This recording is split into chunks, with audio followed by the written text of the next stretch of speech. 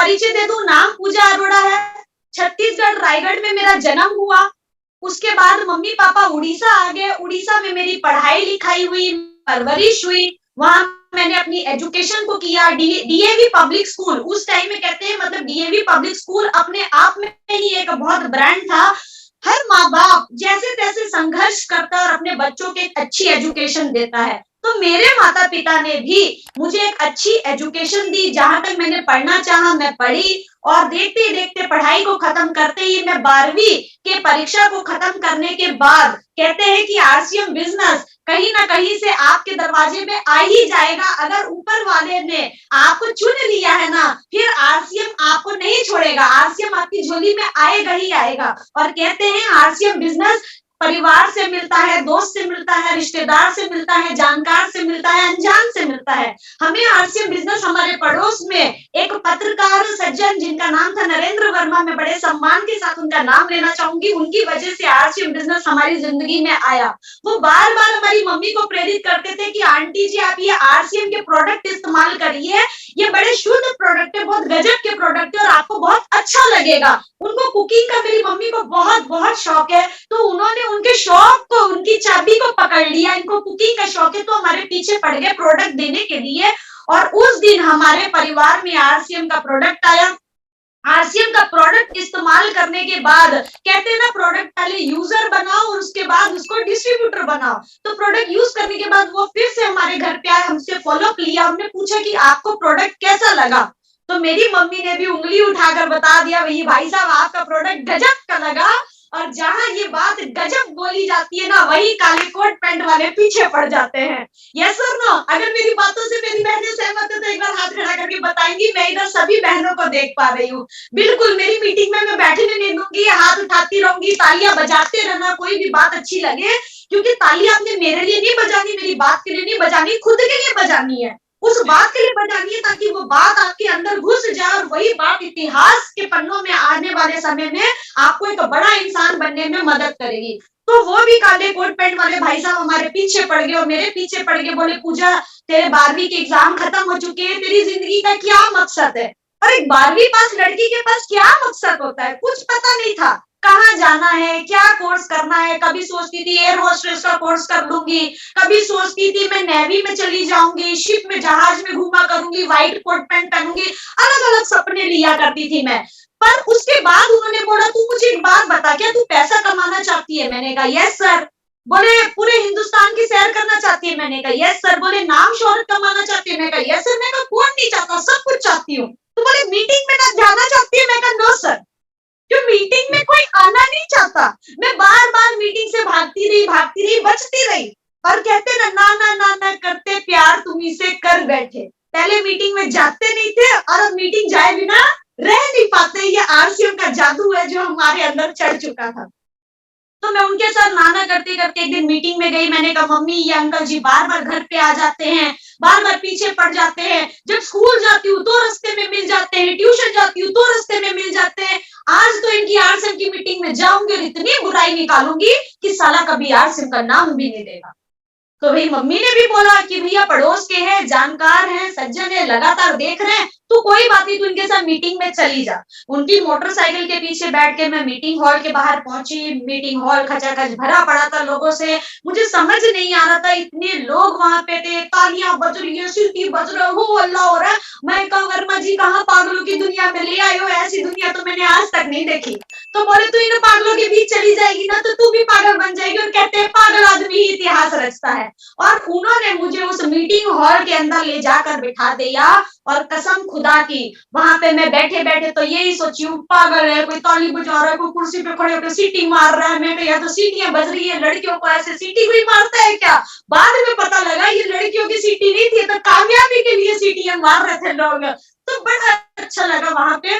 और मुझे पहला प्रोग्राम जो सुनने का मौका मिला, जिन्होंने मेरे दिमाग के ताले खोल दिए, जिन्होंने मुझे जीवन में आगे बढ़ने का एक मकसद दिया, लक्ष्य दिया। आरसीएम बिजनेस के पहले करोड़पति शहंशाह बादशाह मिस्टर मुकेश कोठारी सर जी, एक बार मैं जोरदार तालियां चाहूंगी गुरुदेव के लिए। कोठारी सर के मैंने प्रोग्राम को सुना, उनकी पर्सनालिटी को देखा, उनकी कहानी को सुना, और उनकी कहानी को सुनने के बाद मुझे उस पूरी मीटिंग से एक ही बात समझ में आई थी कि अगर हल्दी मिर्ची नमक खाने से पैसा आता है तो अपने बाप का क्या जाता है, बदल डालेंगे दुकान।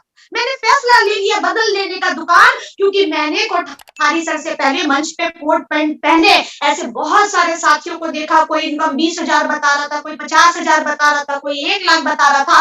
तो मैंने सोचा कोट पैंट पढ़े लिखे लोग यार, बहुत पढ़ना लिखना पड़ेगा। पूजा तू 12वीं पास लड़की है, अभी तो पढ़ के आना तू। पर जब उन्होंने अपनी इनकम के बाद अपना प्रोफेशन बताया कि भैया आरसीएम के साथ साथ पहले सब्जी बेचने का काम किया करता था, कोई लेडीज आई जो हाउस वाइफ थी, कोई जूता पॉलिश करने वाला आया, तो मैं सोची जब ये बिना पढ़े लिखे लोग कर सकते हैं तो पूजा तू क्यों नहीं कर सकती, तू तो 12वीं पास है, तू इनसे आगे जा सकती है। और उस दिन के प्रोग्राम को देखने के बाद मैंने फैसला किया कि मैं आरसीएम बिजनेस करूंगी। मुझे नहीं पता था कौन गाइड करेगा, कैसे गाइड करेगा, क्या करना है क्या नहीं करना, मुझे कुछ नहीं पता था। इतना पता था यहाँ से पैसा कमाना है। और जैसा ही पहला सेशन खत्म हुआ, मैं अपने आप को भगवान की सबसे प्यारी बच्ची मानती हूँ, क्योंकि बाबा ने मुझे काम के लिए चुना है, देश के काम के लिए चुना है। उसकी इतनी मेहरबानी मेरे ऊपर रहती है।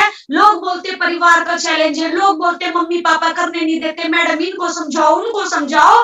वहीं पे मीटिंग खत्म होते ही अनाउंसमेंट होती है कि दूसरा सेशन होने वाला है, क्योंकि सभी साथी नहीं अटेंड कर पाए, बाहर और भीड़ खड़ी थी। तो मैंने फटाफट अपने अपलाइन का फोन इस्तेमाल किया, अपनी मम्मी को फोन लगाया और कहा मम्मी आप अपनी दुकान को बंद कर दो और पापा को लेकर जल्दी आ जाओ, मुझे नोट छापने की मशीन मिल चुकी है।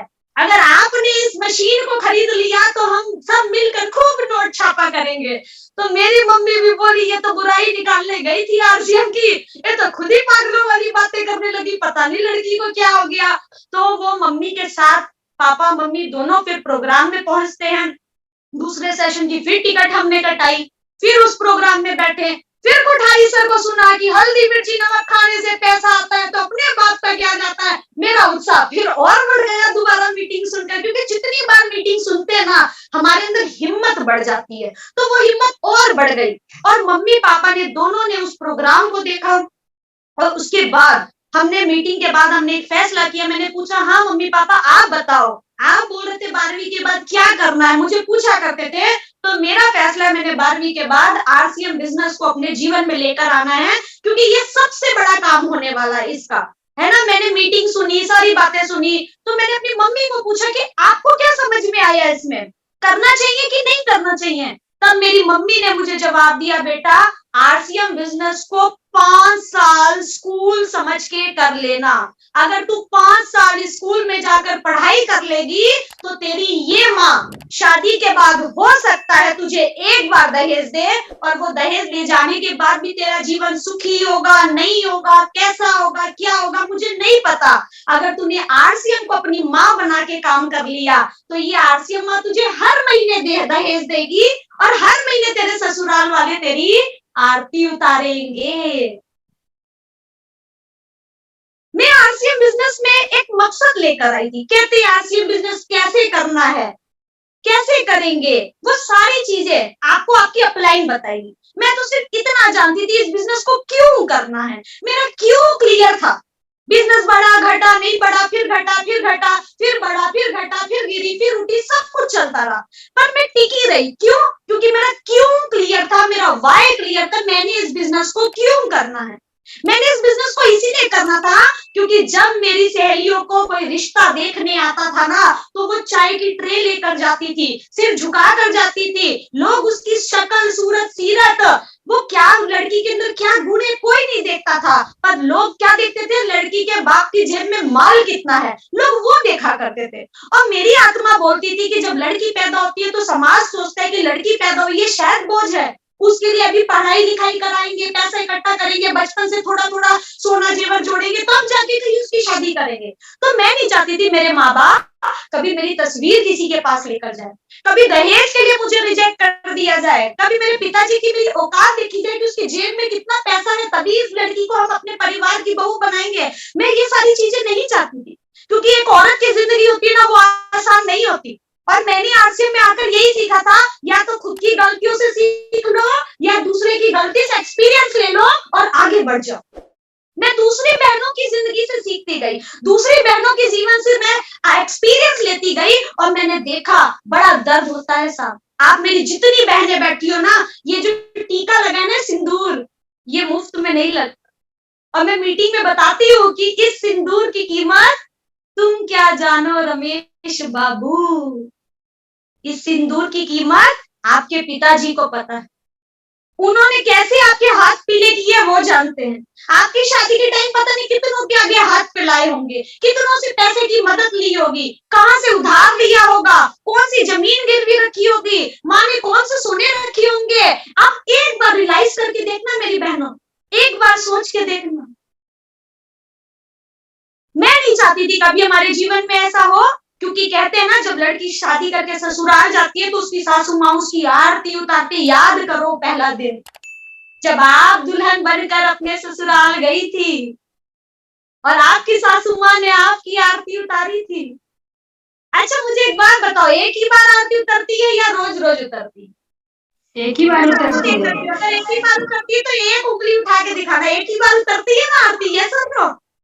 अगर हम लक्ष्मी होती तो हमारी सासू माँ हमारी रोज आरती उतारती, पर एक ही बार उतारती। क्यों? क्योंकि जैसे ही आप एंट्री करते हो, भाग के आरती की थाली लाती है आरती उतारने की, मेरे घर लक्ष्मी आई है, वो आपकी नहीं, आपके पीछे जो आपके पिताजी गाड़ी भर के देते ना, चद्दर बिस्तर कंबल रजाई फ्रिज एसी टीवी टूवी, उसकी आरती उतारती है कि मेरे घर में लक्ष्मी आई है, लक्ष्मी आई है, लक्ष्मी आई है।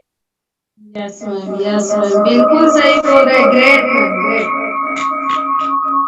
तो मैं नहीं चाहती थी कि एक बार आरती उतरे और एक बार लक्ष्मी कहा जाए। और मैंने उस दिन कसम खाई कि पूजा तूने अगर आरसीएम बिजनेस कर लिया तो आरसीएम माँ तुझे हर महीने दहेज देगी, और हर महीने तेरी आरती सासू माँ नहीं बल्कि पूरा हिंदुस्तान आपकी आरती उतारेगा। पूरा हिंदुस्तान आपको वो मान सम्मान प्रतिष्ठा प्यार सब कुछ देने के लिए तैयार है, पर उसके लिए हमें अपनी कहानी खुद लिखनी पड़ेगी। और उस दिन मैंने कसम खाई, क्योंकि एक औरत के जीवन में ना साहब, जब तक मुखिया होता है ना, तब तक उसकी जिंदगी आसानी से चल रही होती है।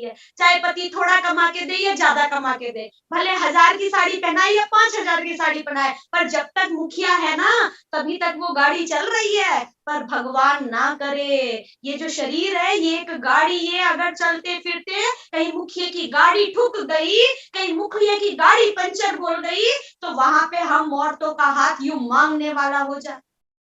और ईमानदारी से दिल पे हाथ रख के बताओ, क्या बुरे वक्त पे अगर कभी भगवान न करे ऐसा करना पड़ गया, क्या इस हाथ में कोई मामा चाचा ताया जेठ जिठानी भैया भाभी, क्या पूरी जिंदगी कोई भी रिश्तेदार, क्या इस हथेली में पूरी जिंदगी पैसा रखेगा? क्या पूरी जिंदगी आपके परिवार की जिम्मेदारी लेगा? क्या पूरी जिंदगी आपके बच्चों की जिम्मेदारी लेगा? कोई भी जिम्मेदारी लेने वाला नहीं है, क्योंकि बाप बड़ा ना भैया, सबसे बड़ा रुपया। तो मेरे को आरसीएम बिजनेस में यही बात समझ आई कि आरसीएम बिजनेस आपको मांगने वाला नहीं बल्कि देने वाला बना देता है। तो मेरी कितनी बहनें हैं जो मांगने वाला नहीं देने वाला बनना चाहती है? एक बार हाथ खड़ा करके बताएंगे, दोनों हाथ खड़ा करके बताएंगे। अगर मांगने वाला नहीं देने वाला बनना चाहती तो एक बार जोरदार खुद के लिए ताली बजाओ कि आज के बाद मैं मांगने वाली नहीं बल्कि मैं देने वाली बनूंगी। क्योंकि आज तक हम औरतों के पास कोई प्लेटफॉर्म नहीं था, हमारे पास कोई प्लेटफॉर्म नहीं था, पर आरसीएम बिजनेस का प्लेटफॉर्म हमें मिला। आज हमें वो दायरा तोड़ना पड़ेगा, वो लकीर तोड़नी पड़ेगी। कौन सी लकीर? वो कहानियां तोड़नी पड़ेगी। जब हमारी माँ हमें कहानी सुनाती थी कि बेटा खाना बनाना सीख जा, सिलाई बुनाई कढ़ाई सीख जा, एक दिन एक घोड़े पे, सफेद घोड़े पे एक राजकुमार आएगा और मेरी राजकुमारी को अपने राजमहल ले जाएगा, 56 भोग होंगे। और ये कहानी सुनते सुनते लड़की बड़ी हो जाती है, और जब लड़की बड़ी हो जाती है और वो सुंदर सी दुल्हन बनती है तो उसको लगता है कि मैं रानी बन गई, वो एक दिन की रानी तो बन जाती है। राजकुमार भी आता है सफेद घोड़ी पे, पर जब लेकर जाता है ना साहब तो 56 भोग भी नहीं होते और कोई राजमहल भी नहीं होता। फिर उसको पता लगता है जो माँ कहानी सुनाई थी वो पूरी कहानी नहीं थी। माँ सिलाई बुनाई कढ़ाई भी सिखाती है। क्यों? कि कभी लड़की के जीवन में कोई दुख आया तो सिलाई बुनाई ये सारी जो चीजें हाथ की कला होती है ना, ये कभी खत्म नहीं होती। इससे वो अपने जीवन बसर कर ले, अपने पति का सहारा भी बन जाएगी, उसको 4 पैसे कमा के उसके परिवार को भी सपोर्ट करेगी। इसीलिए वो सारी चीजें सिखाती। और मैं नहीं चाहती थी कि जो कहानी हम औरतें अपनी बच्ची को सुनाते हैं, आगे वो शादी करने के बाद वो अपनी बच्ची को कहानी सुनाए। आज हम यहाँ इस लेवल पे पहुंचे हैं ना, तो सोच के देखो कि मेरा विजन क्लियर है। मैं अपनी बेटी को बोल सकती हूँ कि एक राजकुमार आरसीएम का आएगा, एक डायमंड अचीवर आएगा और मेरी डायमंड बेटी को लेकर जाएगा। क्या उसके जीवन में कोई दुख आएगा, कोई तकलीफ आएगी? क्या उसे ससुराल के ताने सुनने पड़ेंगे? वो सिर उठा के पूरे मान सम्मान प्रतिष्ठा के साथ अपने जीवन को जिएगी, क्योंकि उसके पास पावर किसकी है? आरसीएम की है। उसके पास क्या है? पैसिव इनकम है। उसके पास क्या है? आरसीएम का परिवार है। उसके पास क्या है? बीसी सर, डीसी सर जैसे संस्कार है। सब कुछ तो हमारे पास है। किस चीज की कमी है? इसीलिए मैंने ठान लिया कि मैं आरसीएम करूंगी। यही मेरा कारण है, महिलाओं को आगे बढ़ाना, बच्चियों को आगे बढ़ाना। और जिस दिन मेरी मम्मी ने कहा 5 साल, उसके बाद मैंने पीछे मुड़कर नहीं देखा। फिर मैंने दूसरा प्रोग्राम अटेंड किया दिनेश चौधरी सर जी का। देखा परमात्मा की असीम कृपा मेरे ऊपर बरस रही थी। फिर मैंने दिनेश चौधरी सर का प्रोग्राम देखा, वहां रो रो के मेरा बुरा हाल। तब तो मैंने और कसम खा ली, अब तो जिएंगे मरेंगे आरसीएम के साथ। क्योंकि उन्होंने वहां पे प्राण गीत की कुछ लाइनें सुनाई कि खुशहाल यहाँ पर सब जन हो, सब काम करे अपना अपना, खुद पूरा करे अपना सपना। जो प्राण गीत की जो लाइनें चलती रही ना, मेरे रोंगटे खड़े हो गए। मैंने सोचा किस सज्जन ने ये लाइन लिखी है, क्योंकि तब तक मैं टीसी सर से नहीं मिली थी, मैं डीसी सर से भी नहीं मिली थी। बस ये लाइनें मेरे अंदर चल रही थी। रोजाना टीवी पे यही गीत लगा देती थी, आरसीएम के गाने लगाती थी, सुनती थी, विजुलाइज करती थी मेरे को आगे बढ़ना है। और मैं दिन रात काम करने लग गई।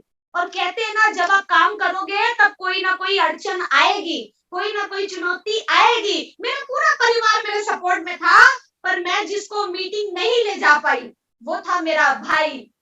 अब वो अड़चन पैदा करने लग गया। मम्मी लड़की है, कहाँ भेज देती हो, कब जाती है कब आती है, पता नहीं क्या काला बैग लेके घूमती रहती है। लोगों को बोलती है ये अमीरी का कपड़ा है, आपने जो पहना है वो गरीबी का कपड़ा है। तो मैं समझ ही नहीं आता था कि क्या करूं इसका। अब भाई है, बहन के लिए तो बोलेगा कि भैया, उसको बाहर से लोग भड़का देते थे कि भैया तेरी बहन की कोई शादी नहीं होगी, कहाँ घूमती है, काले कोट पैंट वालों साथ घूमती है। तो हमें कोई फर्क नहीं पड़ता था दुनिया क्या बोलती है। मुझे फर्क पड़ता था मेरे माँ बाप मेरे लिए क्या बोलते हैं। क्या मेरे माँ बाप को विश्वास है मेरे ऊपर, तो मैं पूरी दुनिया से लड़ जाऊंगी। फिर मुझे मेरी अपलाइन ने बोला कि पूजा, अगर तुझे अपने भाई को भी आरसीएम वाला बनाना है तो इसको मीटिंग में ले जा।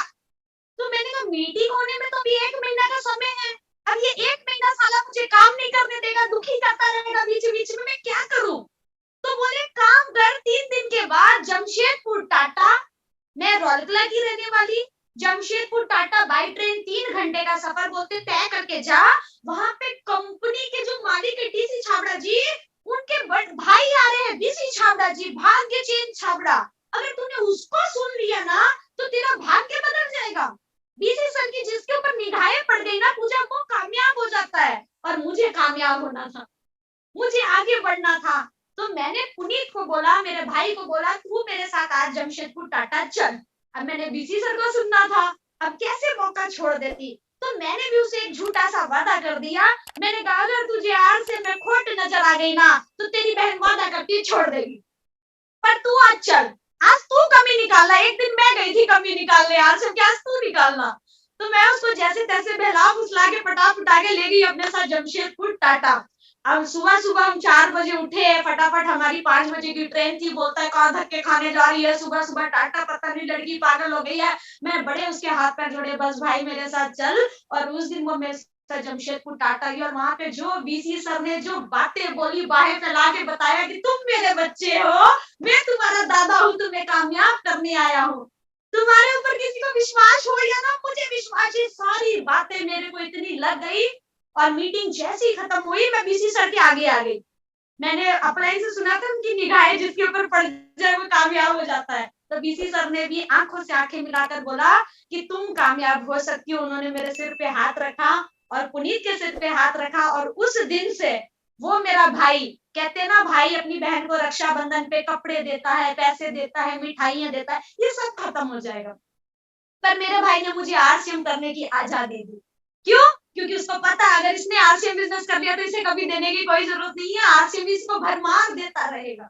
एक ऐसी चीज दे दी जो कभी नहीं खत्म हो सकती मेरे जीवन में, तो उसने मुझे आरसीएम दिया। हम दोनों भाई बहन ने मिलकर कसम खाई, डट के काम किया। अब सारी दुनिया बोलने लगी पहले तो बहन भी पागल थी, अब तो भाई भी पागल हो गया है, अरोड़ा जी के दोनों बच्चे पागल हो गए हैं। तब हमारे मम्मी पापा की सीडी कैसेट की दुकान हुआ करती थी। अभी बीसी सर बता रहे थे कि वो हीरो हीरोइन तो सिर्फ मात्र 3 घंटे के होते हैं, है ना। तो हम भी वो सीडी कैसेट डबिंग किया करते थे, सेल किया करते थे, रात रात भर बैठ के उसकी पैकिंग किया करते थे। ऐसे ही हमारा जीवन चल रहा था। तो पापा ने बोला अब जब दोनों ही आरसीएम करने के लिए तैयार हो तो एक काम करो, वो सीडी कैसेट की दुकान का शटर गिरा दो और ताला लगा दो। हमें लगा पापा नाराज हो गए हमसे, शायद गुस्से में बोल रहे हैं। तो बोले अब तो वहां बैठ के तो तुम सबको आरसीएम आरसीएम समझाते हो, तो वहां भी कोई नहीं आता, वहां की भी दुकानदारी तुम दोनों भाई बहनों ने खत्म कर दी, अब तुम एक काम करो ताला ही लगा दो। तो हमने पापा को बोला पापा ये सीडी कैसेट के जो हीरो हीरोइन है ना 3 घंटे के, ये तो 3 घंटे के, हम रियल के हीरो हीरोइन आपको बन कर दिखाएंगे। तो बोले कोई बात नहीं, वो दिन भी हम देख लेंगे। और वो दिन था जब हमने वहां दुकान को ताला लगा दिया। दोनों भाई बहन ने मिल के काम किया, डट के काम किया, बहुत सारा चैलेंज आया, बहुत सारी चुनौती आई। रोहरकला से लेकर रांची तक पहुंचे, रांची से सिमडेगा पहुंचे, झारखंड पहुंचे, बोकारो पहुंचे, जमशेदपुर टाटा पहुंचे, मैं आप कलकत्ता पहुंचे, इतने सारे जगह तक हमने अपना नेटवर्क बना दिया। घर से मम्मी पापा पैसा देकर भेजते थे, पर वो पैसा हम ट्रेन में स्लीपर चढ़ने पे नहीं यूज करते थे, हम जर्नल में चढ़ जाते थे दोनों भाई। और अगर जर्नल में भीड़ होती थी तो स्लीपर में चढ़ के टीटी जब आता था ना बाथरूम में घुस जाते थे। क्यों? क्योंकि उस पैसे को हमने बचाना था, क्योंकि उस पैसे से हमने दूसरे शहर में जाके फील्ड वर्क करना था। कहीं पे रिक्शा करते, कहीं पे ऑटो करते, जो आरसीएम परिवार के साथ के जो लोग होते उनको थोड़ा चाय पानी पिला देते। तो हमने मतलब बहुत कम पैसे में, पैसा नहीं भी हुआ करता था, फिर भी एक इच्छा थी कि कुछ करना है, आगे बढ़ना है। वो बाथरूम में दोनों छुप जाते थे और थोड़ी देर बाद सोचते थे टीटी गया होगा कि नहीं गया होगा, अगर फंस गए पकड़े गए तो बहुत मार पड़ेगी। तो हम ना ये कोट, काला कोट पहन के घूमते थे ट्रेन में। और एक बार तो एक आदमी ने पूछ लिया मैडम वो सीट चाहिए टीटी, थोड़ा सीट की व्यवस्था हो जाएगी क्या, कोई सीट सूट खाली है। तो मैंने कहा रुक जाओ मेरे बड़े भाई साहब आएंगे वो बताएंगे, और मैं बोल के निकल गई। तो काले कोट का हमने बड़ा फायदा लिया है। ये काला कोट जहां पहन लोगे वहां कभी आपको नीचे नहीं बिठाएगा बल्कि आगे ही बढ़ाएगा। बहुत सारा संघर्ष रहा, बहुत सारा चैलेंज रहा। 2008 जब मैं आरसीएम बिजनेस की शुरुआत की, और फिर जब हम दोनों भाई बहन पागल हो गए आरसीएम करने के लिए, फिर हमारे कानों में बात आई कि आरसीएम बिजनेस अपनी 8वीं सालगिरह मनाने जा रहा है भीलवाड़ा में। हम दोनों भीलवाड़ा चले गए अपनी मम्मी के साथ। अब मम्मी दोनों बच्चों को कैसे अकेला भेज देती, मम्मी के साथ हम भीलवाड़ा गए। भीलवाड़ा में मैंने देखा भीड़, सबसे लास्ट में मैं खड़ी, आगे सिर्फ लोगों के सिर सिर सिर दिख रहे थे, दूर से ऐसे ऐसे लाइटें दिख रही थी, स्टेज दिख रहा था, लाल कारपेट दिख रहा था। अंदर से इच्छा हो रही थी पूजा तू आगे चल जा, तू आगे बढ़ जा, तू स्टेज पे खड़ी हो जा। और वही पीछे खड़ी खड़ी एक लाल जोड़े में एक औरत आती है और कहती है मैं संजना अरोड़ा पंजाब की बब्बर शेरनी। तो वहां पे मेरा कलेजा हिल गया कि जब ये बोल सकती है पूजा यहाँ खड़ी होकर पंजाब की बब्बर शेरनी, तो तू क्यों नहीं बोल सकती। और उस दिन मेरी मम्मी ने कसम खाई कि अगर तू इसके जैसे आगे ना बढ़ी, अगर तू स्टेज चढ़ के ना बोली, फिर तेरा आरसीएम करने का कोई फायदा नहीं, फिर मुझे गर्व नहीं होगा तुझ पे। मैं सोचूंगी आम सी जिंदगी, आम सी लड़की मैंने पैदा की थी, कोई खास बात गुत नहीं थी, उन्होंने छोटी सी पिन और लगा दी। तो मैंने कहा आपकी लड़की भी एक दिन ऐसा बोलेगी। 2008 का वो टाइम था जब पीछे स्टेज के थे, जब 2009 की एनिवर्सरी आई, दोनों भाई बहन ने वहां पे रैंप वॉक किया एक जैसा कोट पैंट पहन के। फिर हमने टीसी सर के साथ कव्वाली में पार्टिसिपेट किया। फिर 2010 में एक नया इतिहास रचा, उड़ीसा की पहली स्टार पर्ल अचीवर बनने का खिताब मुझे मिला और भाई को पर्ल बनने का खिताब मिला। दोनों भाई बहन 2010 में टेक्निकल का मुकाम हासिल करके फिर हमने एनिवर्सरी को भी देखा, फिर एनिवर्सरी में पार्टिसिपेट किया। तब से लेकर आरसीएम के मंच पे हम चढ़ते गए क्योंकि गोल बना दिया, एक सेटिंग बना ली। और हमारे पापा की एक ही सोच थी कि हमने जो भी काम किया है ना, उस काम में नंबर 1 बन के रहना।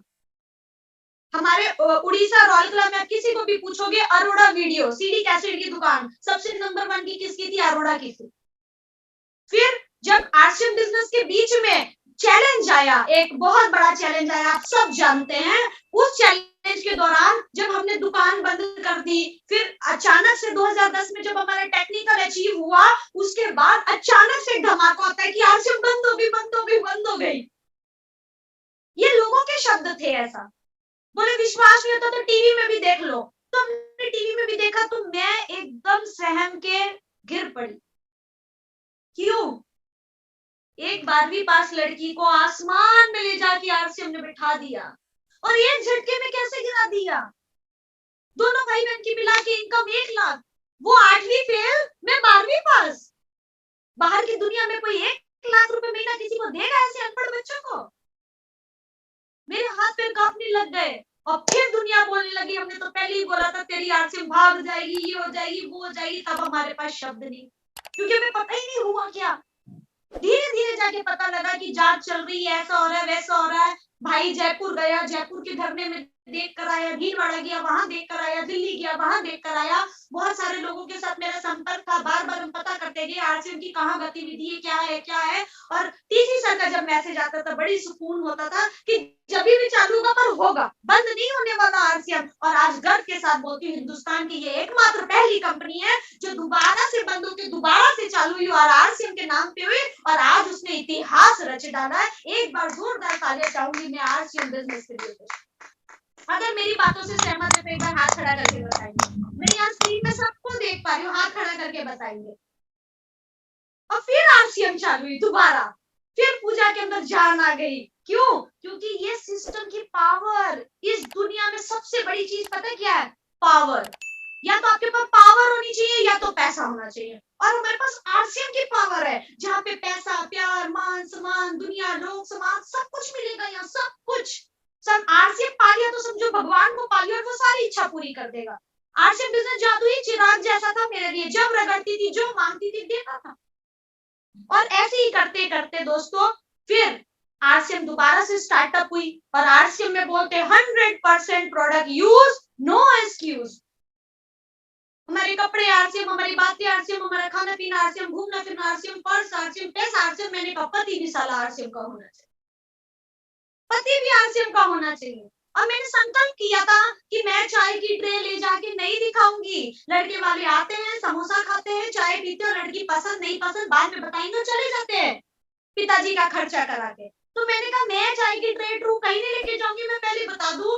और कसम खुदा की, जब मैं पंजाब लुधियाना में सेमिनार करने आई ना, तो लड़के वाले सेमिनार में देखने के लिए आए, सारे रिश्तेदार आए। चाय पानी समोसे तो नहीं खिलाया बल्कि उनकी टिकट कटवा दी।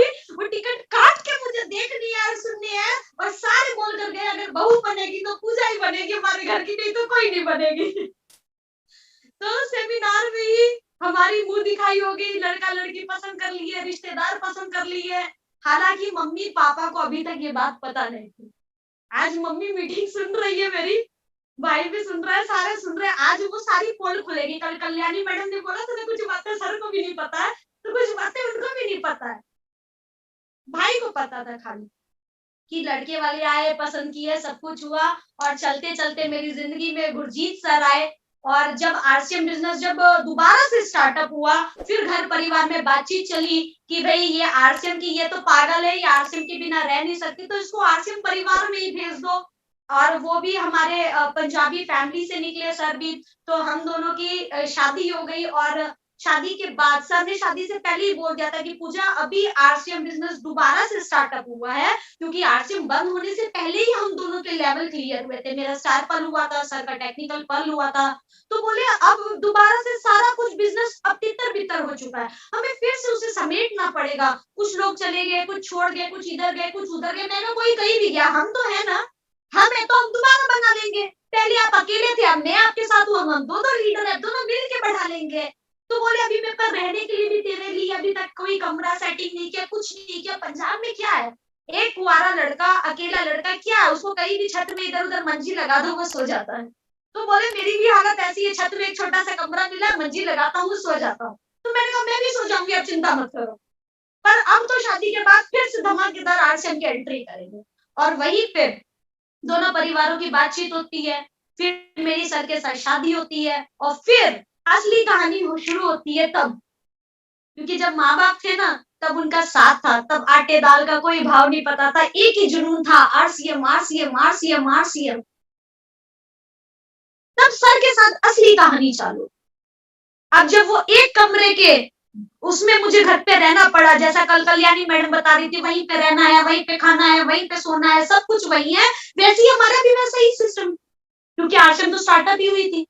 अब लोगों को फिर से इकट्ठा करना था, सारी केवाईसीज ओके करनी थी, फिर से लोगों को फॉर्म में लाना था, बाहर की दुनिया के मुंह को बंद करना था कि आरसीएम बंद होगी, फिर बताना था भैया बंद नहीं हुई, चालू हो गई, जांच हुई है, नंबर 1 आया है जांच में, अब तो नंबर 1 आया, अब तो बड़ा काम होना है।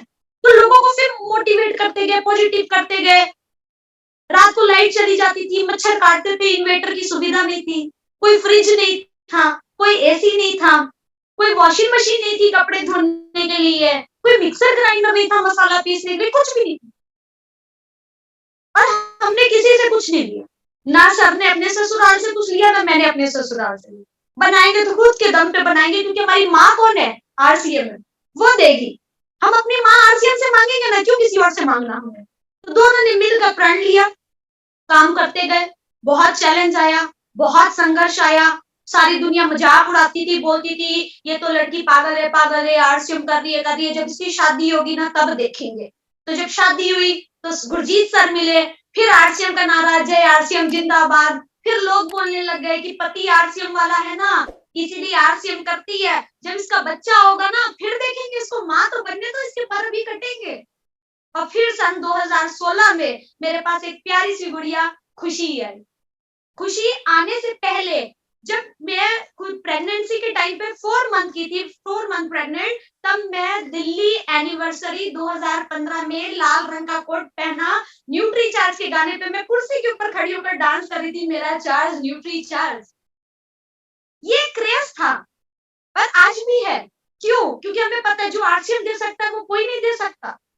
और वो दिल्ली का प्रोग्राम अटेंड करने के बाद आपको भी पता है बिजनेस ऊपर नीचे चल रहा था, सर भी थोड़ा सा डिस्टर्ब थे, बोले अभी बिजनेस को डेवलप करेंगे और अच्छे से करेंगे, सारा स्टेबल धीरे धीरे हो रहा था। और वो प्रोग्राम देखने के बाद सर ने मुझे उड़ीसा रौलकला भेज दिया कि अपनी मम्मी के पास जाओ, आराम से रहो, खाओ पियो, अपनी सेहत का ध्यान रखो, इधर की कोई चिंता नहीं करना। और मेरे को वो उड़ीसा रौलकला भेज देते। मैं अपनी मम्मी के पास पहुंचती हूँ, वहां पे आराम से सबको मिलना जुलना हुआ, घर परिवार का हाल चाल हुआ। और उसके बाद आरसीएम का जो कीड़ा है ना वो कभी शांत नहीं होता, वहां भी मैंने काम करना फिर शुरू कर दिया। वहां पे गाड़ी थी मेरे पास मारुति 800, जो आरसीएम में मैंने पार्ट 1 में वहां पे खरीदी थी। तो वो गाड़ी थी, और फिर वहां कभी पुनीत को पकड़ लेती गाड़ी चलाने के लिए, या कभी जिनको गाड़ी चलाने आती उनको पकड़ लेती, और उनके साथ भी मैं मीटिंग करना शुरू कर दी। न्यूट्री चार्ज किड्स कंपटीशन हुआ, मैं स्कूल्स में जाने लगी, स्कूल में उन्हें न्यूट्री चार्ज किड्स के बारे में बताया, उसके पर्चे बांटे, बच्चों को क्विज कंपटीशन में लिया, वहां न्यूट्री चार्ज किड्स की भी सेल करना चालू कर दी। और वहां भी मैंने एक नई दोबारा से एक छोटी सी टीम फिर तैयार कर दी। और वहां अमिताभ बच्चन का जब दिल्ली में प्रोग्राम हुआ, मैं उस प्रोग्राम में तो नहीं जा पाई क्योंकि मुझे परमिशन नहीं थी जाने की, पर वहां पे उड़ीसा का एक बच्चा 3rd पोजीशन में आया, अमिताभ बच्चन जी के हाथों से उसे ट्रॉफी मिली। मुझे बड़ा अच्छा लगा कि पूजा तेरी मेहनत रंग लाई। उस टाइम पे सब बोलते थे कि पूजा प्रेगनेंसी के टाइम मत भाग इतना, क्यों पागल बनी पड़ी है तू।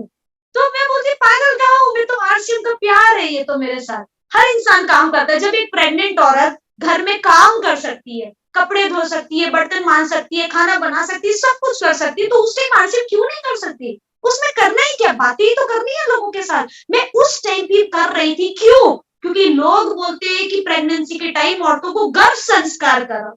गर्भ संस्कार से बच्चा जो होगा वो शक्तिशाली होगा, बुद्धिमान होगा, ये होगा, वो होगा, लोग लाखों रुपए उस पे खर्च कर देते। पर मेरे लिए मेरा आरसीएम जो था ना, वही गर्भ संस्कार मेरे बच्चे का था। मेरा बच्चा गर्भ में ही मीटिंग देना सीख रहा था, फील्ड वर्क सीख रहा था, कॉन्फिडेंस सीख रहा था, बोलना सीख रहा था, सब कुछ सीख रहा था, खुश। और जब खुशी आई ना, वो खुशी खुशी आई मेरे हाथ में। और आज अगर मैं खुशी की बात करूं, वो मात्र 7 साल की है, हजारों लोगों के बीच वो बोलती है, डरती नहीं, डांस करती है, वो सारी एक्टिविटीज करती है। मुझे गर्व महसूस होता है कि पढ़े लिखे एमबीए बच्चे भी इंटरव्यू कॉन्फिडेंस में फेस नहीं कर पाते हैं, जो छोटी सी बच्ची करती है ड्यू टू आरसीएम बिजनेस के संस्कार। क्या आप भी चाहते हैं आपके बच्चों को ऐसे संस्कार मिले? तो एक बार हाथ खड़ा करके बताइए, मैं सभी को देख पा रही हूँ। क्या आप चाहते हो आपके बच्चों को भी संस्कार मिले? एक बार जोरदार ताली अपने बच्चों के लिए बजाएं। खुशी हमारी गोदी में आई तो हमारी जिम्मेदारी और बढ़ी। मैंने सर को बोला, सर इस लड़की के लिए काम करना है, डायमंड बनना है, हर हालत में बनना है, क्योंकि इसका रिश्ता भी मैं कहीं फोटो लेकर नहीं जाऊंगी, ये भी रिश्ता चल कर आएगा। लोग बोलेंगे वो डायमंड अचीवर है ना, पूजा अरोड़ा और गुरजीत, उन्हीं की बेटी है, हमने रिश्ता करना है, उसके आरसीएम के संस्कार है। लोग यूं लाइन लगेगी रिश्तों की, डायमंड करना है सर इस लड़की को।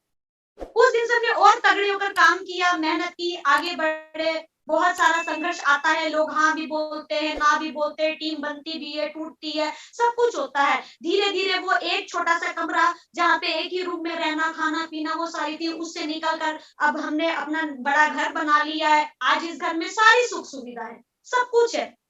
खुद की परमात्मा की कृपा से यहाँ पे गाड़ी है। जब साइकिल से स्कूल जाया करती थी ना, तो मेरी फ्रेंड्स दूसरे जो है वो गाड़ियों में आया करते थे, तो सोचती थी यार ये अमीर लोग कैसे होते हैं ना, ये गाड़ी में चलते हैं, इनको मिट्टी भी नहीं लगती, इनके कपड़े भी गंदे नहीं होते, ये बारिश में भी गीली नहीं होती है। मेरे बारिश में जूते गीले हो जाते थे, मोजे गीले हो जाते थे। स्कूल जाते थे, मैम बोलती थी जूते मोजे उतार दो अपने और उनको सूखने डाल दो, बाकी सारे बच्चे बैठ जाओ। तो बड़ा अजीब सा लगता था, यार भगवान इनको गाड़ी दिया, हमें क्यों नहीं दिया है? तो सोचा करते थे। पर आज आरसीएम बिजनेस से खुद के दम पे आज गाड़ी पे चलते हैं, तो सोचते हैं वो तो बाप कमाई पे जीते थे, हम तो आप कमाई पे जीते हैं, अपने दम पे जीते हैं। दोनों मियाँ बीवी ने मिलकर आज अपने दम पे सब जितनी चीजें आज सुख सुविधाएं हमारे पास है, सब कुछ आरसीएम से बनाई, सब कुछ टोटल। बहुत चैलेंज आया, बहुत संघर्ष आया। मैं आपको एकदम शॉर्ट में सारी कहानी बता रही हूँ। और चलते चलते जब खुशी आई, फिर धीरे धीरे हमने अपने काम को बढ़ाया। मीटिंग में लोग बहाना मारते हैं, हमारा बच्चा मैम अभी छोटा सा है। अरे छोटा है ना, तो फिर क्या दिक्कत है, कोई चैलेंज नहीं, उसको मीटिंग में लेके जाओ। जब मेरी खुशी छोटी सी थी, मैं उसको मीटिंग में अपने साथ ले जाया करती थी, सब जगह वो मीटिंग में जाती थी, इतने हाथों में जाती थी, इतने लोगों का आशीर्वाद मिलता था, प्यार मिलता था। हम मीटिंग करते थे, बच्चा खेल रहा है, मीटिंग हो रही है, सब कुछ हो रहा है। क्यों बोलती है आरसीएम बिजनेस परिवार का बिजनेस है? यही तो परिवार है, यहाँ पे खुशियां मिलती है, सब कुछ यहाँ पे मिलता है। और चलते चलते आगे बढ़ते चले गए। और मैंने और सर ने एक टारगेट बनाया, हमने टारगेट बनाया, एक बोर्ड लिखा, जैसे अभी गुरुजी बता रहे थे, गोल होना चाहिए, लक्ष्य होना चाहिए, रिटर्न में होना चाहिए। हमने अपना ड्रीम बोर्ड बनाया और ड्रीम बोर्ड में हमने अपने सारे सपने लिख डाले। और वहां पे मैंने लिखा सन 2020 में हम एमराल्ड अचीवर सर बनेंगे, और वो बोर्ड में हमने लिख दिया। और चलते चलते जैसे ही जब काम करते हैं, उत्साह के साथ करते, कोई ना कोई चैलेंज आना ही होता। और फिर पता चला साहब कोरोना आ गया, टाए टाए फिर से फिर मैं कहा सर कोरोना आ गया, टारगेट लिखा है वो कैसे करेंगे? तो बोले कोरोना आया तेरे लिए अकेले के लिए थोड़ा आया, सबके लिए आया। सब अपने अपने घरों में बंद हो, सब अपने अपने घरों में बंद हो गए। सोच रहे थे अब क्या करें, लोगों को मिल नहीं पा रहे, बात नहीं कर पा रहे। और तभी जूम का हमें पता लगा, जूम के साथ लोगों को जोड़ना चालू किया, बात करना चालू किया, सिस्टम के साथ जुड़े, सिस्टम की और ज्यादा ट्रेनिंग ली, और ज्यादा नॉलेज ली, नॉलेज के ऊपर काम करना चालू किया, सारी चीजें हमने करनी चालू की। और सन 2000 जो ये जो चल रहा था 2020 का मैच, यहाँ पे पता नहीं था कौन आदमी अगला सूरज देखेगा या नहीं देखेगा, किसी को नहीं पता। हमारे अंदर भी डर था कि अरे कल वही पूरा हो गया, कल वो पूरा हो गया, कल वो पूरा हो गया, ऐसा चल रहा है, कैसा रहेगा। बाहर लोग जा नहीं रहे थे, डर रहे थे, मास्क पहन रहे थे, आते थे, हाथ धोते थे, पैर धोते थे। कितने लोगों ने तो सूरज देखा ही नहीं, चले गए दुनिया को छोड़ के, अलविदा। फिर मैंने कसम खाई थी कि जब तक डायमंड नहीं बनूंगी ना तब तक मैं इस दुनिया से नहीं जाऊंगी। ये विश्वास मुझे जिंदा रखा हुआ है। क्यों? क्यों मुझे पता है कुछ नहीं होगा पूजा तुझे, क्योंकि मेरा संकल्प क्या है, जब तक डायमंड नहीं बनूंगी तब तक नहीं जाऊंगी। मैं बोलती डायमंड बन के डायमंड के पूरे मजे लेकर फिर जाऊंगी दुनिया छोड़ के, उससे पहले नहीं जाऊंगी। और देखते ही देखते फिर हमारे जीवन में फिर से एक खुशी आई और फिर दोबारा से खुशखबरी आती है कि अब दूसरा बेबी होने वाला। कोरोना काल, दूसरा बेबी, खुशखबरी, बाहर जा नहीं सकते हैं, कुछ कर नहीं सकते हैं, डॉक्टर के पास भी चेकिंग के लिए जाए इतना खतरा, सब कुछ। उस टाइम सोच रहे थे कैसे करेंगे, क्या करेंगे। बड़ी मुश्किल से तो टाइम मिलता था, बाहर जाते थे, सामान वगैरह कुछ लेकर आते थे, आरसीएम के प्रोडक्ट्स जैसे तैसे लेकर आते थे, जो स्टॉक था वो धीरे धीरे खत्म हो रहा था। ये सारी चीजें आपके सामने। उस टाइम फिर हालात थोड़े से सुधरे, थोड़ा बहुत खुलासा हुआ, थोड़ा बहुत खुलना चालू हुआ, तब तक मैं 4 मंथ की प्रेग्नेंट हो गई, देखते ही देखते। और ये बात बाहर किसी को नहीं पता थी। अब 4 मंथ प्रेगनेंसी के टाइम, उस टाइम भी मैं सर के साथ मीटिंग करने गई। सर के साथ मीटिंग किया, मीटिंग करके वहां पे जालंधर में ही मेरा स्टे था, हम दोनों वहीं पे रुके। और वहां रात को अचानक 1-2 बजे मुझे अचानक से पेन होने लगा। मैं बहुत ज्यादा परेशान हूँ। सर को उठाया कि सर मुझे दर्द हो रही है, पेन हो रहा है, अचानक से मुझे कुछ समझ नहीं आ रहा। तो वहां पास के हॉस्पिटल में सर भागते भागते मेरे को लेकर गए और वो हॉस्पिटल मैडम ने चेकअप किया। तो उस मैम ने बोला कि इनका बच्चा अब बचेगा नहीं, वो नहीं रुक रहा है, प्रेगनेंसी नहीं रुक पा रही है, आपको इसको क्लीन करवाना पड़ेगा।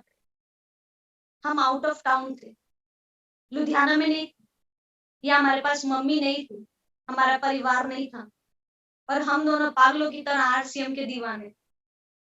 हमें पता था हम घर जाएंगे हमें बहुत डांट पड़ेगी। सर वो रात को 2 बजे लेकर मुझे दौड़े वहां से, दर्द बढ़ती जा रही थी।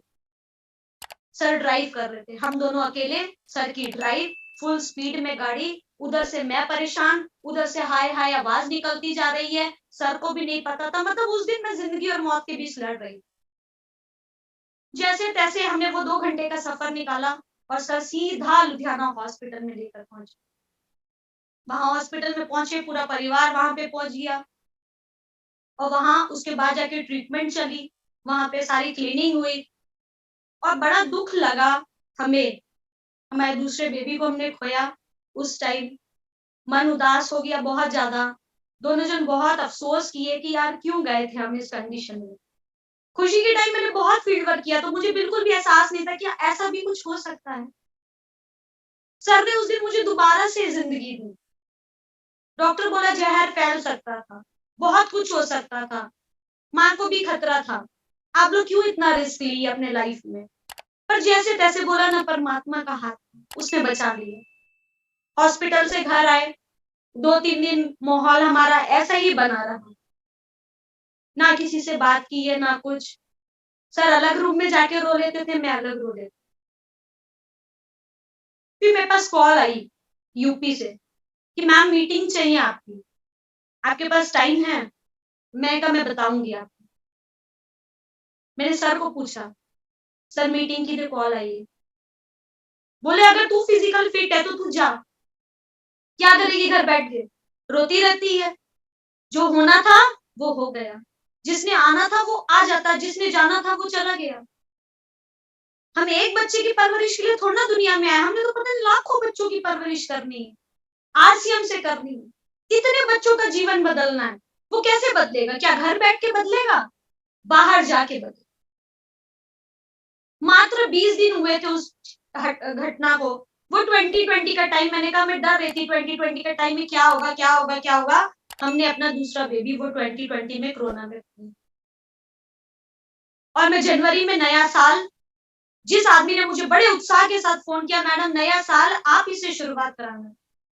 कितने लोगों को उम्मीदें है मेरे से, कितनी आशाएं। मैं कभी कभी सोचती हूँ क्या मैं सबकी उम्मीद पे खरी उतर पाऊंगी।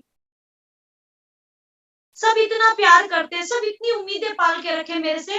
मैं परमात्मा को बोलती हूँ मुझे इतनी शक्ति देना, मैं पता नहीं कहाँ पहुंचू, पर मेरे साथ जो लोग जुड़ रहे हैं ना, मेरी बातें सुन के, भगवान वो खूब आगे जाए। मेरे से भी आगे जाए, बड़ी बड़ी पिनों पे जाए, उनके जीवन में कोई दुख ना हो, खासकर महिलाओं का, क्योंकि महिलाओं का जीवन बहुत ज्यादा दुखी वाला हो, उसे हर कहीं ना कहीं से सुनना पड़ता है। वो बेचारी रोती है पर किसी को नहीं बताती अपनी कहानी। पर ये वो स्टेज है, ये वो जगह है जहां पे बीसी सर ने आपको मौका दिया अपना इतिहास रचने। कब तक किसी की कहानी आप पढ़ोगी? अपनी कहानी खुद रच डालो, मत दुनिया की परवाह करो, कोई बुरे वक्त में रोटी नहीं खिलाने आ, खुद आगे बढ़ना पड़ेगा, खुद लड़ना पड़ेगा आपको। जनवरी नया साल 2021, मैं फिर से हिम्मत करके बाहर निकली, मैं लगातार मीटिंग शेड्यूल, मैंने अपने आप को पैक कर लिया कि नहीं सोचूंगी पुरानी बातें, जो हो गया हो गया, आगे बढ़ती चली गई। और फिर मार्च का महीना 2021, दोनों हस्बैंड वाइफ ने मिलके डट के इतना जम के काम किया, क्योंकि जूम का वो असर था, जूम की वो नॉलेज थी, सारी टीम की एक रूपता आ गई, एक बोल आ गई, एक ताकत आ गई। और 2021 मार्च में हमने सुबह सुबह 4 बजे, 31 तारीख को सुबह सुबह 4 बजे हमने फाउंडर एमराल्ड का लेवल क्लियर। कहते हैं ना, भगवान जो करता है अच्छे के लिए करता है। हमें लगता है वो हमारे जीवन में दुख दिया है, पर हमें ये नहीं पता कल हमारे साथ क्या होने वाला है। जब जो आगे की कहानी होती है पीछे के साथ मैच करेंगे, जोड़ेंगे, तब पता लगता है कि रियल में इसीलिए ऐसा हुआ। 2021 मार्च में हम दोनों हस्बैंड वाइफ फाउंडर एमराल्ड की पिन पे पहुंचे। बड़ी खुशी महसूस हुई। सुबह सुबह 1 तारीख को थोड़ा और समय मिला, एक रॉयल्टी अचीवर और बना, एक रॉयल्टी और क्लियर हुई। और फिर अगले दिन में आराम से लेटे लेटे देख रही थी कि मेरा ड्रीम बोर्ड कहाँ गया। कोरोना के टाइम सारे घर की साफ सफाई किए थे, ज्यादा सामान बाहर नहीं रखते थे कि सब क्लीन करना पड़ेगा, जहां जहां बच्चे छुएंगे खतरा था। फिर हमने उस बोर्ड को निकाला। उस बोर्ड को मैंने कोरोना से पहले लिखा था वहां पे कि हम 2020 में एमराल्ड बनेंगे, पर जब कोरोना आया ना, तो मैंने वो लास्ट के 0 को हटा के उसको 1 कर दिया था। और जब मैंने वो बोर्ड देखा 2021 मार्च एमराल्ड अचीवर, तो मेरे आंखों से इतने खुशी के आंसू बहने लग गए। मैंने सर को बोला कि वाकई में जो विजुअलाइजेशन की पावर बताते हैं, जो द सीक्रेट में बताते हैं, वो बोर्ड हमारी जिंदगी में हमारे लिखित गोल को रियल में सच कर डाला। तो दोस्तों, ये मेरी 2 परिवार की कहानी थी। फिर कहते हैं ना, एक औरत के पास 2 घर होते हैं, 2, एक मायका और एक ससुराल, पर दोनों ही उसके खुद के नहीं होते। माँ बोलती है पराया धन है, सास बोलती है पराये घर से आई। पर आज हमें मौका मिला है दो कुल का नाम रोशन करने का। जब मैं ऐश्वर्या राय बच्चन बोला करती थी, मुझे बड़ा अच्छा लगता था। मैं भी बोलती थी, मैं भी पूजा अरोड़ा कुछ बनूंगी, मैं भी अपने सरनेम को नहीं हटाऊंगी। और देख लो, कुदरती सर भी ऐसे मिले। जब सर से शादी हुई तो सर बोले पूजा अरोड़ा विर्त करना है, पूजा विर्त नहीं करना। मेरे सारे सपने पूरे हुए, आरसीएम से पूरे हुए। आपके भी सारे सपने पूरे होंगे, आरसीएम से पूरे होंगे।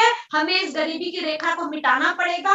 हमें आने वाली जो हमारी पीढ़ी है, हमारी जो लड़की है, हमारी जो बच्ची है ना, इन्हें डायमंड बनाना होगा, ताकि घर घर में जब लड़की पैदा होगी ना, तो लोग बोझ नहीं बोलेंगे, लोग बोलेंगे आरसीएम की डायमंड पैदा हुई है, आरसीएम की डायमंड पैदा हुई है। हमें आज अपनी बेटियों को, बोलते ना बेटी बचाओ बेटी पढ़ाओ, मैं बोलती हूँ बेटियों को बचाओ और बेटियों को आरसीएम बिजनेस में लाके पढ़ाओ और उनकी जिंदगी बनाओ।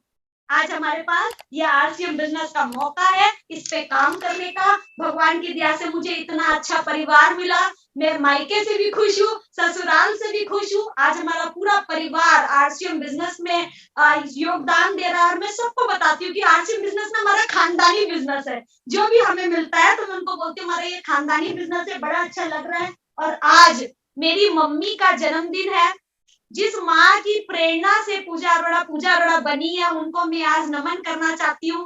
और जब बीसी सर का कॉल आया तो मैंने आज के दिन को इसीलिए चुना, क्योंकि आज जो उन्होंने मुझे हिम्मत दी है, हौसला दिया ना, वो वाकई में उनके हौसले और हिम्मत की वजह से और आरसीएम के प्लेटफॉर्म की वजह से आज मैं यहाँ पे हूँ। सभी अपलाइनों का बहुत बहुत धन्यवाद। गुरजीत जी की भी बहुत शानदार कहानी है। गुरजीत जी ने भी बहुत ज्यादा भाव की जिंदगी देखी है। उनकी कहानी को जब मैंने सुना, उनकी कहानी को अपनाकर अपने अंदर बैठा के दोनों हस्बैंड वाइफ मिलकर आज आपके सामने यहाँ है। मिलकर इस मिशन को आगे बढ़ाएंगे, मिलकर काम करेंगे, मिलकर बहनों को आगे बढ़ाएंगे। तो मेरी बातचीत यही तक की थी। बहुत अच्छा लगा। बीसी सर ने हम सबको खड़ा किया है। अब हम सब मिलकर बीसी सर के साथ और महिलाओं को खड़ा करेंगे। बहुत बहुत धन्यवाद, बहुत बहुत आभार। जय आरसीएम। अगर मेरी सारी बहनें मेरी बातों से सहमत है और कामयाब होना चाहती है, एक बार हाथ खड़ा करके बता दे कि हम अपनी कहानी लिखने के लिए तैयार है। क्या आप अपनी कहानी लिखने के लिए तैयार हैं? क्या आप अपनी कहानी लिखने के लिए तैयार हैं? Yes yes. तो मेरी सारी बहनें कहानी लिखने के लिए तैयार है। हमारी पूजा दीदी मुझे नजर आ रही है, संध्या दीदी नजर आ रही है, कल्याणी दीदी नजर आ रही है। एक बात मैं आपको बताऊं, बाहर की दुनिया में मैं पूजा दीदी को बोल रही थी कि बाहर की दुनिया में औरत औरत से जलती है, बाहर की दुनिया में औरत औरत की दुश्मन है, पर आरसीएम बिजनेस में हम सारी बहनें हैं। क्योंकि एक बहन कामयाब होगी ना, तो उसको देख के ऑटोमेटिक दूसरी बहन कामयाब हो जाएगी। और अभी गुरजीत सर आए थे मेरे पास छोटा बुतरू लेकर, बोले इसकी कहानी क्यों नहीं बताई? भगवान की दया से मेरी झोली फिर भर चुकी है। मेरे पास एक छोटा सा बेटा है युवराज, भगवान का भेजा हुआ राजकुमार, मैंने उसका नाम ही युवराज रखा है। और बीसी सर का आशीर्वाद तो उसको भीलवाड़ा में मिल चुका है। तो आप सबको बहुत बहुत धन्यवाद। बहुत कुछ है बताने के लिए, क्या क्या बताऊं और क्या क्या नहीं बताऊं कुछ नहीं समझ में आता। और जब बीसी सर गुरुदेव सामने होते तो सचमुच कुछ नहीं